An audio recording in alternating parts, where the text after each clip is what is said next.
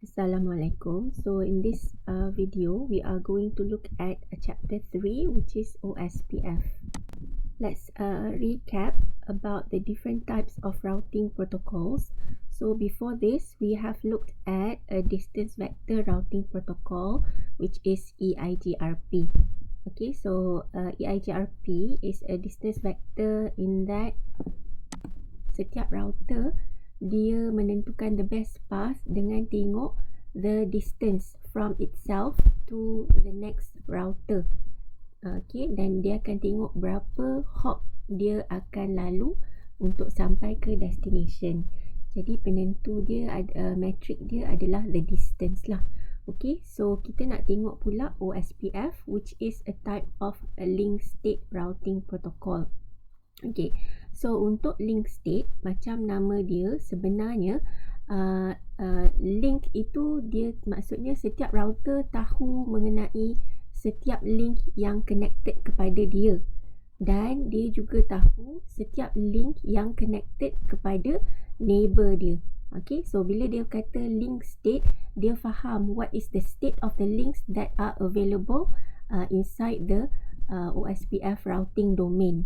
Okay, so contoh yang paling senang untuk statement ni adalah dia kata it's like having a complete map of the network topology. Jadi setiap router is aware of every link that is connected to every neighbor of the OSPF. Okay, let's look at the characteristics of OSPF. Okay, so salah satu karakteristik yang membuatkan OSPF ni adalah attractive is its large level of scalability. Okay, so bila maksudnya di sini dia sesuai untuk digunakan oleh organisation yang besar ataupun daripada organisation yang small, dia boleh berubah ke medium, dan medium boleh upgrade kepada besar sebab dia punya cara untuk traverse the large organisation adalah efficient. Cara dia efficient tu macam mana? Sebab dia dividekan the distribution of the routing table into multi area. Jadi tak semua router tahu mengenai the link state of all other routers which are in a different area. So dia pecahkan area. Nanti kita akan tengok maksud area ni lah. Tetapi ada wakil yang akan jadi router yang tahu mengenai link state area yang berbeza. So dia tolong sampaikan. Okay, so in essence semua tahu mengenai semua jugalah. Okay, then dia punya algorithm untuk convergence adalah shortest path first ataupun Dijkstra's algorithm. Okay, then dia menghantar both full and also partial updates apabila ada berlaku perubahan dalam routing table. So dia hantar partial updates, but also it sends full routing updates dalam bentuk LSA. Okay, dari segi metrik, okay, dia menggunakan cumulative cost. Alright, so yang lain lebih kurang sama macam EIGRP. Okay, supports for IPv4 and IPv6. So kalau IPv4 kita panggil OSPF V2, kalau untuk IPv6 kita panggil OSPF V3. Okay, untuk communicate between the routers to send control information like LSAs, dia gunakan multicast address dan also unicast lah. Multicast address digunakan adalah .5. Okay, kalau untuk non-multi-access network. Kalau untuk multi-access network kita gunakan .6. Sama juga untuk version IPv6. Okay, so yang ini dia support VLSM, sama macam EIGRP, cuma dalam OSPF dia tiada auto summarization. Kalau dalam EIGRP dia boleh support auto summarization, maksudnya auto summarize mengikut border subnet. Kalau dalam OSPF, you need to have a manual route summarization. Okay, dari segi OSPF Operation, okay, so kita boleh tengok satu dari segi state. Dalam OSPF, kita ada OSPF state bermula dengan down.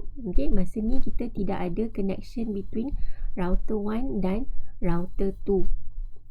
Okay, then after that, if you have a connection and you declare your router statements and network statements, dia akan go through all these states beginning with the init state. Okay, so in this case, everybody, all the router will send a hello packet. Okay, so for example here, you send a hello packet to your neighbor, and then the neighbor also sends a hello packet to you. Okay, once you receive a reply of a hello packet from your neighbor, you are in a two-way state. Okay, dalam masa ni, kalau connection type of this OSPF domain adalah multi-access broadcast network, pada masa ini juga kita akan pilih designated router. Kalau jenis-jenis non-broadcast ataupun network type point to point, tak ada BDR Election pada masa ni. Okay, so after that, kita akan masuk X start. Okay, they identify the master slave link state database. Okay, so ini ada kena-mengena dengan the exchange of database description. Okay, satu data structure dalam OSPF di mana kita hantar senarai dahulu the list of available networks. Okay, supaya the neighbor ada senarai, dia boleh compare dengan dia punya link state database, ada tak network yang router sebelah ni hantar ni. Okay, kalau dia tak ada, jadi dia akan minta lah dengan router sebelah the detail, the link state update packet. Okay, so master slave ni konsep siapa dulu yang menjadi master untuk tanya orang lain. Okay, so ini dalam state X start. Okay, so dah when we have determined the master or slave, so maksudnya dah ada coordinator lah, seolah-olah bila dah ada master ni, okay, the master will poll who needs to send the database description. DDP ni is another name for the database description. Okay, so they will exchange the database description between the two routers lah. Okay, so when they send the database description, dia akan hantar kalau dia need more information, so dia akan hantar link state request dan link state update. Link state request, dia request for more information mengenai a particular network, dan update adalah dia punya jawapan. Okay, so bila diterima link state update oleh satu router, dia perlu acknowledge, link state acknowledgement. Okay, so dalam proses ni kita panggil loading. So they are loading their own link state database lah basically. Okay, so after semua router dah mempunyai link state database yang sama bagi the whole autonomous system, kita panggil ini sebagai stateful. Masa ni maksudnya router ni bukan lagi actively seeking for routes. Okay, so dia dah stable ataupun dia dah converge. Okay, so once dia dah converge, dia akan periodically send hello packets just to verify whether the neighbor is still up or not. Okay, so first thing first, bila kita tengok proses ni, okay, we need to know of course how OSPF establishes neighbor relationship. Okay, so like EIGRP, dia ada kriteria dia untuk form neighbor relationship. OSPF pun sama. Okay, so benda-benda ni must match. Okay, so first the area ID for a particular interface or subnet. Okay, so link ini, link yang connect between R1 and R2 must have the same area ID. Okay, yang kedua, the common subnet must match. For example here, katalah 10.10.2.0. Okay, so this is the common subnet. Jadi when you configure here, you check whether the interface is correct dalam 10.10.2 punya network. Sama juga yang ini. Alright, so if they match, then yes, they can become neighbor relationship. Okay, then kita check pula the MTU size. Okay, so dalam lab configuration, lab environment, usually we do not change the MTU size, so it should be no problem. They must match, right? Sama juga dengan hello and dead intervals dalam lab environment. If we do not change, they should match. But if you change, then you should check whether the other router has the same hello and dead interval. Okay, so hello and dead interval dia adalah mengikut kategori interface dia, link apa yang connect between the two. Okay, kemudian the need for designated router. So mestilah router ni dan router ni kalau dia berada dalam network type yang sama, mestilah sama keperluan dia, sama ada perlu DR ataupun tidak. Okay, so again network type broadcast multi access akan perlukan DR dan BDR. So they need for the DR must match. Jenis network type yang dia connected to must be the same. Alright, next the authentication parameters. Okay, so if you configure authentication on one of the routers, then the other router must have the matching authentication parameters. Then the type of stop area. Okay, kalau kita configure stop, they must match. Okay, and finally setiap satu router ni must have unique router ID. Yang ni sebenarnya maksudnya dia tak boleh match lah. They must have unique. Router satu mesti ada router ID yang tidak sama dengan router 2. Kalau tersalah configure sama, they also won't form neighbor relationship. Okay, so the whole overview of the OSPF operation boleh kita summarizekan dalam diagram ni lah. Okay, so sama juga dengan step di sini saya dah summarizekan. So the first step is to establish a neighbor adjacencies. So tengok balik lah apa syarat-syarat neighbor adjacency tadi. Kalau dia memenuhi, then they will form neighbor adjacency requirements. They will form neighbor relationship. So once they dah form neighbor relationship, they will exchange link state advertisements. So link state advertisements tadi termasuklah database description, link state update. Okay. Then setiap router after receiving all this link state update, they will build their topology table. Okay, so basically semua router mesti ada topology yang sama. Okay. Okay, nama dia topology, tapi nanti bila dalam kita punya configuration is called database. Okay. After you have all the links dan jalan possible path nak ke semua destination, the routers will execute the shortest path first algorithm. So dia akan cari cost yang paling rendah nak ke sesuatu destination. Finally dia ambil the best path dan installkan ke dalam routing table. Now kita tengok pula OSPF Areas. So like I said in the beginning, salah satu benda yang membuatkan OSPF ni scalable adalah sebab bila kita nak maintain routing table kan, kalau area yang besar, maksudnya organisation to span the whole world, for example, dia kena tahu mengenai semua router di seluruh dunia, mungkin routing table dia besar, jadi dia akan makan resources. Tetapi OSPF kurangkan load dekat setiap routing table ni dengan cara pecahkan kerja, bahagikan tugas.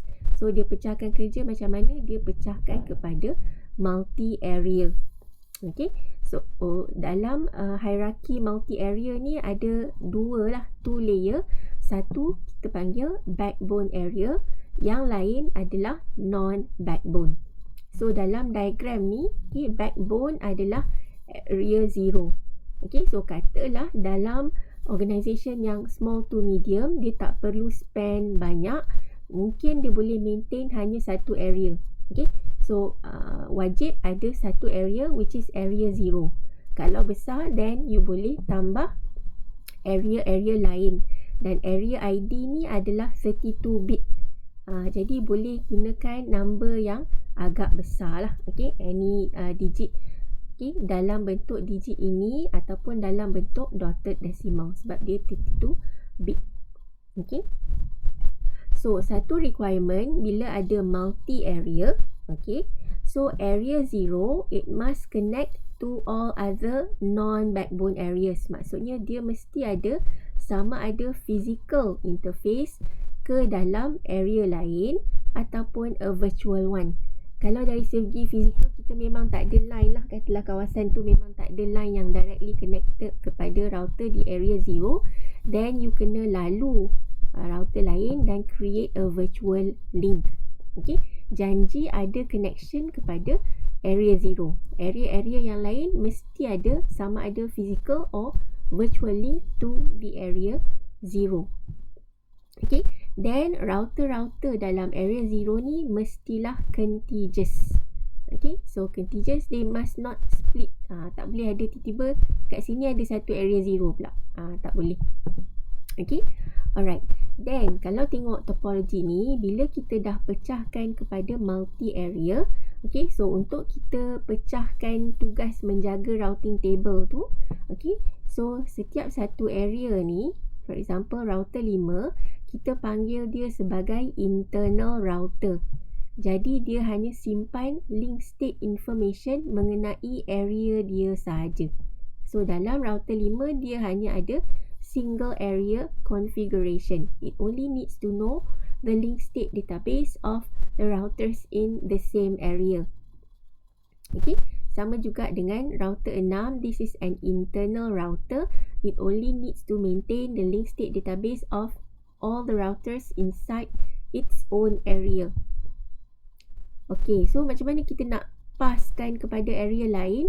Kita ada router dipanggil Area Border Router or ABR. ABR adalah router-router yang mana dia ada satu interface di area 1, satu lagi interface di area 0. Maksudnya interface dia multi-area lah. Satu interface wajib di area 0. Okay, satu interface lagi di area lain. Okay, so tugas dia adalah untuk summarizekan semua ni entry link state di area 1, paskan kepada area 0. Sama juga sebelah sini kena summarizekan, pendekkan, paskan ke area sini. Ini tugas ABR. Okay, so that's how router 5 boleh dapat tahu link state router-router area lain. Okay, sebab ada summary. So kita dah belajar summary, daripada 5 entry dalam routing table boleh tinggal jadi satu saja. So dia tak perlu maintain terlalu banyak information mengenai area lain. Okay, kemudian ada lagi satu role, ASBR, Autonomous System Border Router.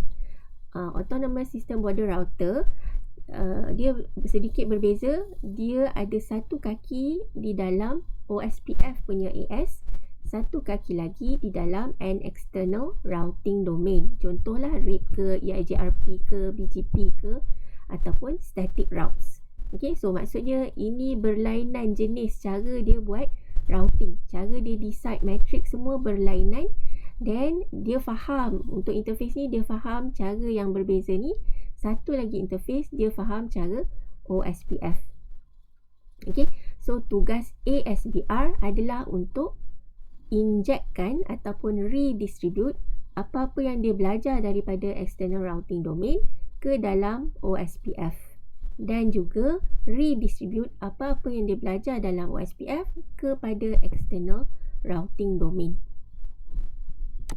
Okay, kita tengok sedikit cara router ni communicate with each other. So dia ada beberapa message type.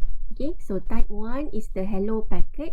So basically this is to discover, build and maintain neighbor adjacencies. The next one is the database description. Okay, so it's used to describe a link state database. Okay, so inilah yang saya kata semacam index. Okay, dia bagi senarai dulu, summary dahulu, network apa yang dia tahu. So dia bagi kat kawan dia, neighbor dia, so that kawan dia boleh check, oh network apa yang saya tak ada dalam database ini.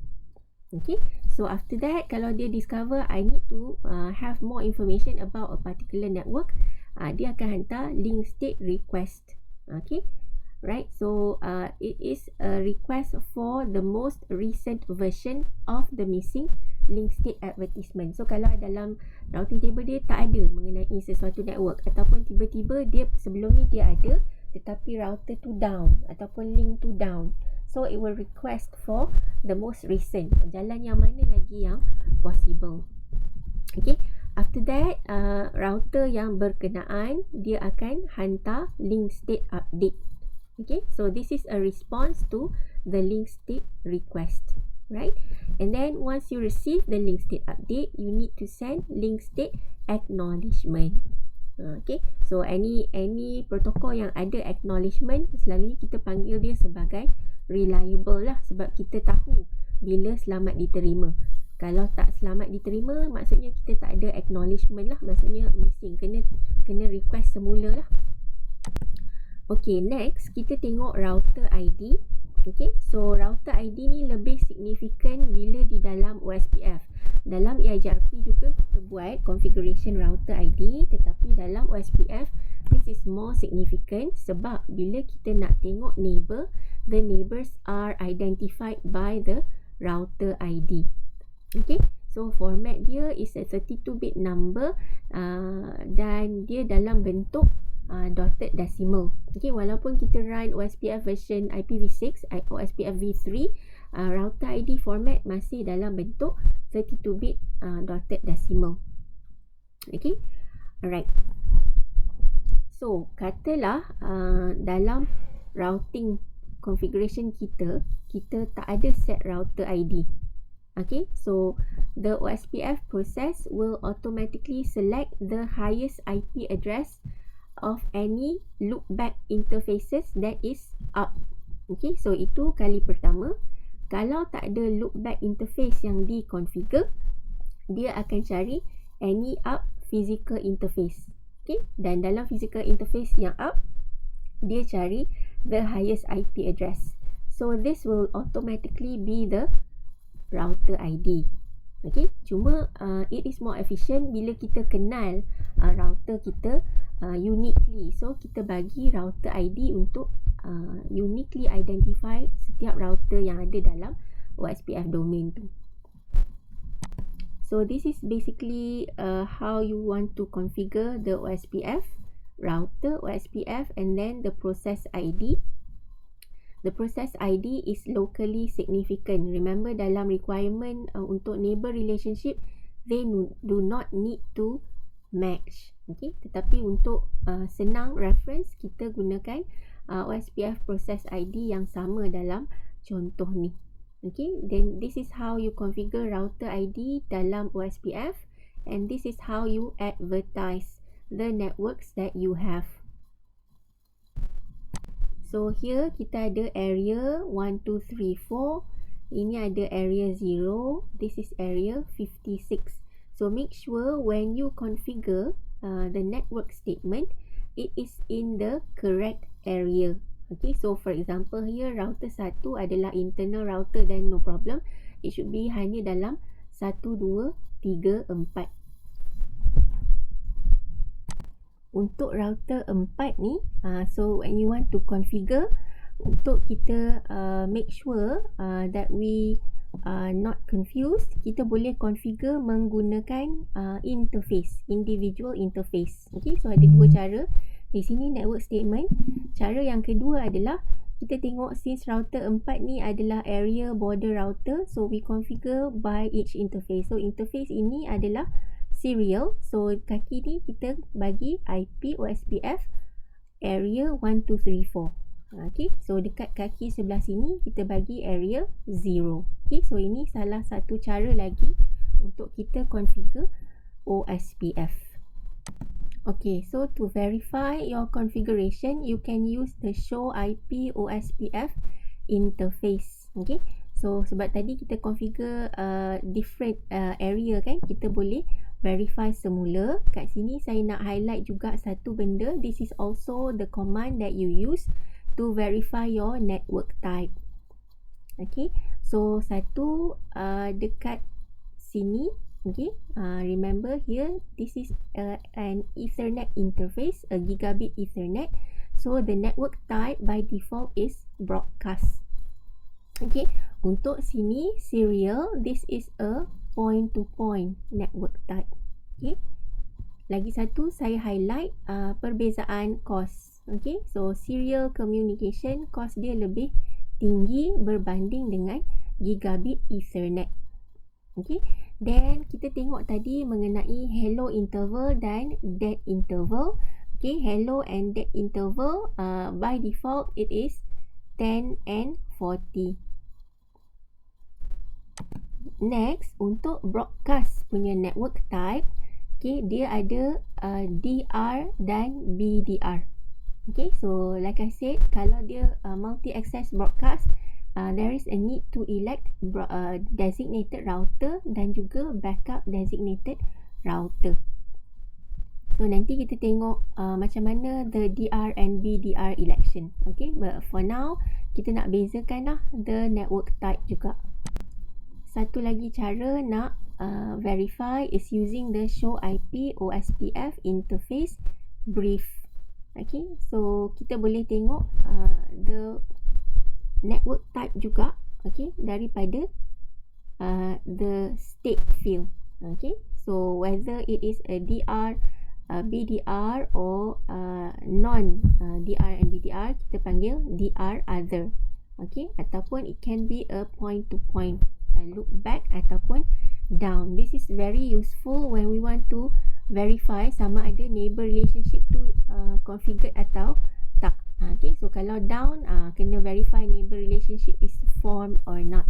Okay, so kat sini ada penerangan lah mengenai the column. Okay, yang lain I think is straight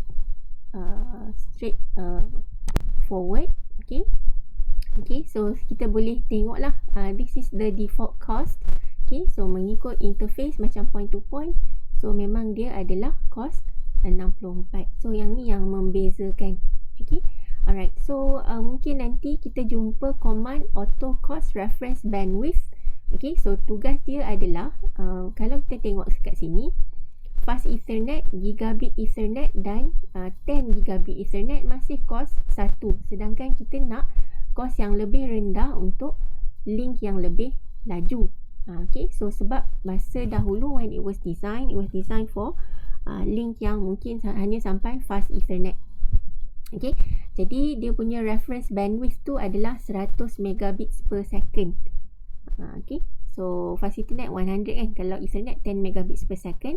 So now kita kena tinggikan lah perbezaan. Okay, so for example nilai yang boleh adalah 1000, maksudnya gigabit ethernet. Jadi bila kita letak auto cost reference bandwidth, dia akan dapat membezakan between these three. Okay, lagi satu verification command yang berguna, okay, show IP OSPF neighbor.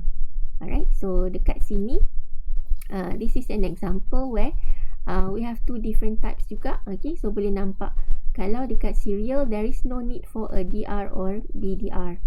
Okay, kalau untuk ethernet kita akan nampak ini. Okay,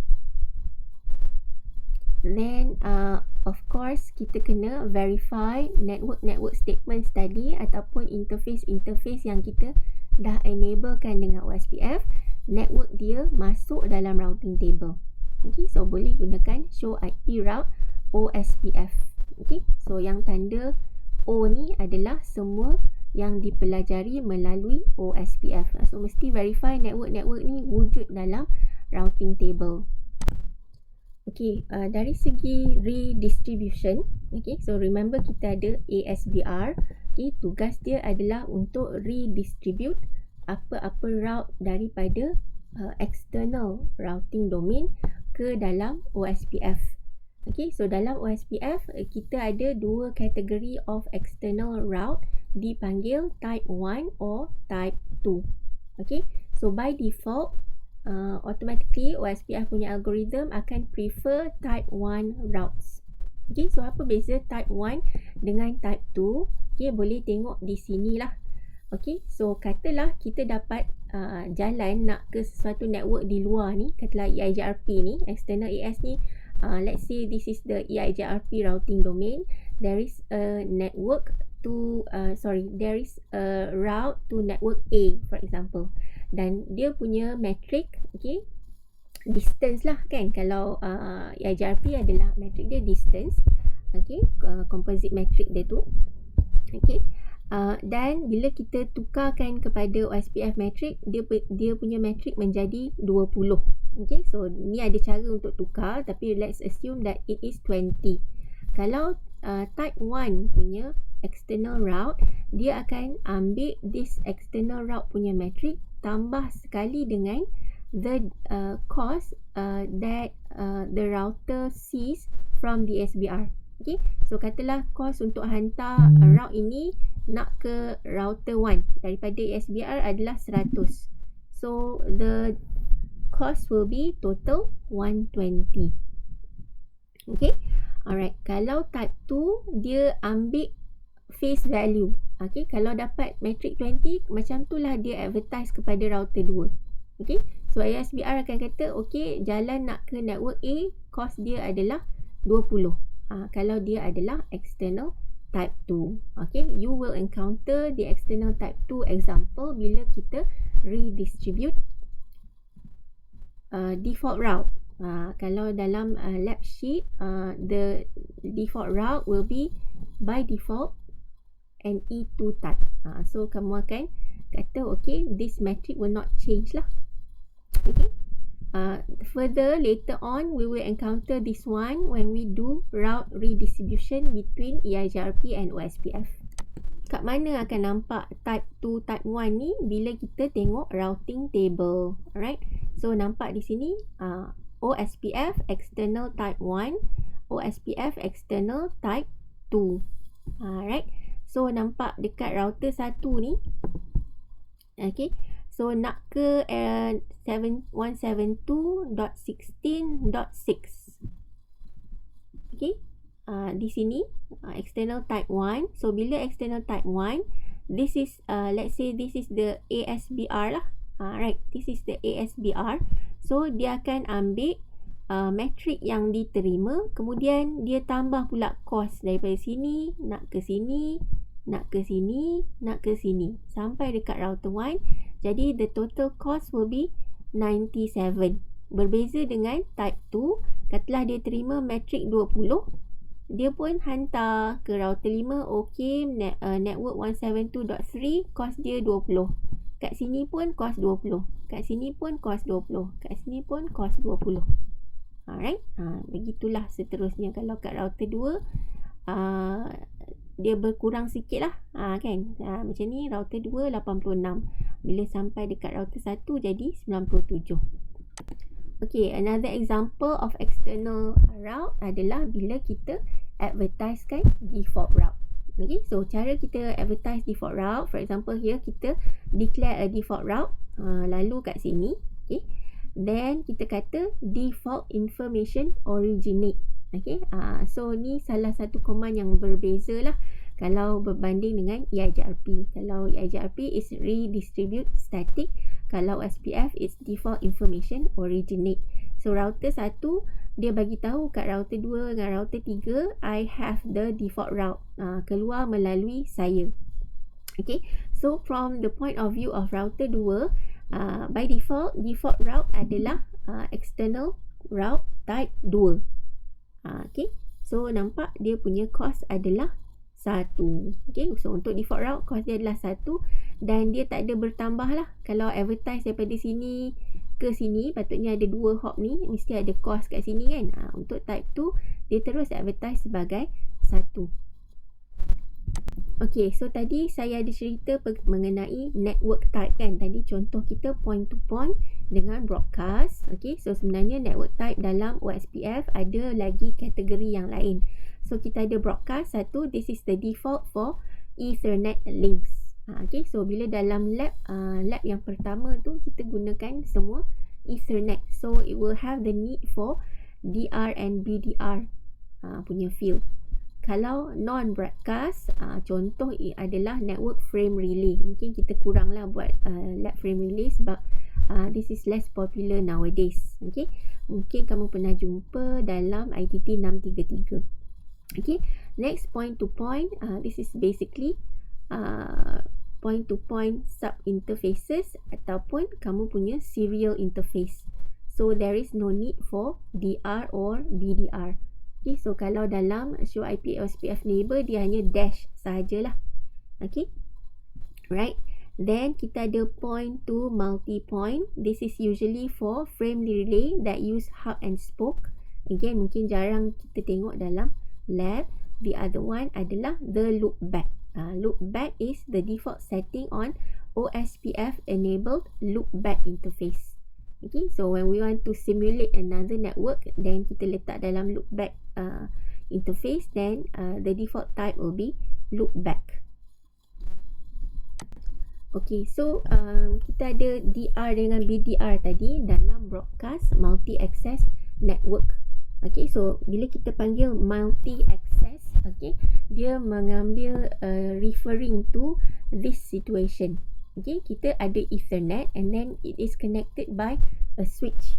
Okay, so bila connected through the Ethernet was designed in such a way that if we have an interconnecting device, when we want to do address learning, dia akan broadcast. So it is able to read broadcast packets, kan? Jadi bila multi-access maksudnya kita share.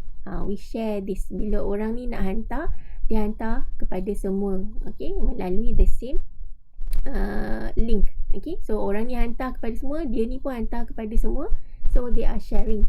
Okay, kalau kita imagine without having a DR or BDR, when kita nak hantar link state advertisements, kan, satu router akan hantar kepada semua orang. Just imagine this happening all at the same time. Okay, so dia akan menyebabkan a heavy load. Okay, macam ni mesh lah. Okay, tetapi kita tak mahu, jadi kita akan buat macam seolah-olah pseudo node, seolah-olah ada satu coordinator. Coordinator ni lah dipanggil designated router. Okay, so kita perlu elect DR dengan backup DR. Okay, particularly masa kita two-way state.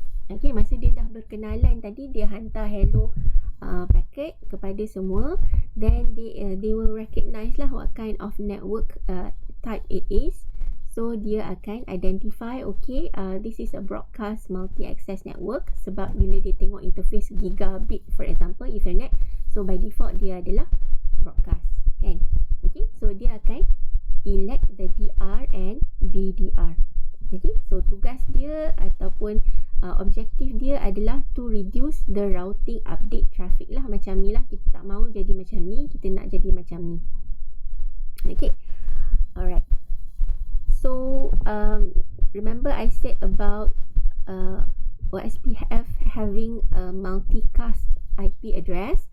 So untuk DR and BDR, the destination multicast IP is .6. All other routers dia communicate gunakan .5. So apa kriteria untuk pilih the DR and BDR? Simple. It's based on the priority of a particular interface. And kalau itu sama, by default priority untuk setiap interface dekat router tu adalah 1. Okay, okay, unless kita yang tukar lah. Okay, kalau kita nak influence the selection of DR, kita boleh tukar priority. Yang kedua, kalau this is a tie, then the next decision is to select the router having the highest router ID. Okay, so itulah importance-nya bila kita configure router ID.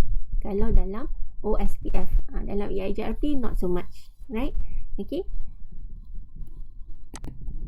Okay, so kalau kita tengok kat sini, compare between router 1, router 2 and router 3. Okay, the router 3 will be the DR. Why? Because dia punya highest loopback IP address adalah 192.168.3.3. Okay, so that's the highest loopback address. Okay, so kalau tak ada router ID being configured, dia akan tengok the highest active loopback interface on the router first. So router 3 will be the DR. Second, BDR adalah router 2. Finally, DR other is router 1. Cara kita boleh identify or influence lagi adalah kita designate router ID. Okay, So once you configure router ID, kalau dia dah form neighbor relationship, baru you configure router ID. Okay, you kena buat clear IP OSPF process. Kalau tak buat, then router OSPF tu masih lagi consider the active loopback ataupun active physical interface sebagai calculation untuk pilih DR or BDR. So kena clear IP OSPF process, barulah dia gunakan router ID ni sebagai kriteria untuk calculate. Okay, so hopefully for those yang dah buat lab dahulu, boleh nampak lah kat mana benda yang mungkin kamu jumpa berbeza daripada lab sheet. Okay, so kriteria ni kena ada dahulu, barulah dia satisfy mungkin situation sama macam dalam lab sheet tu. Okay, so hope it helps. That's it for part 1 of OSPF.